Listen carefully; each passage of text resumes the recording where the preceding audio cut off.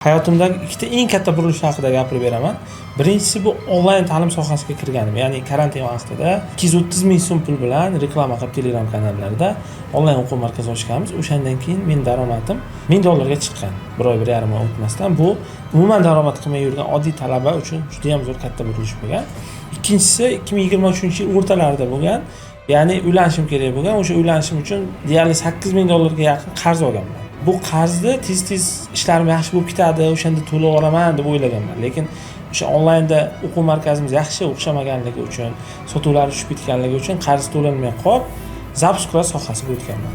Va zapusklar sohasiga o'tishim bilan hayotimda ikkinchi eng katta tub burilish boshlangan.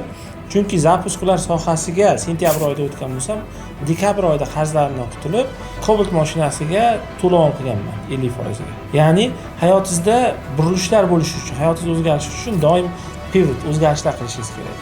Hech qachon o'zgarishlardan qo'rqmang.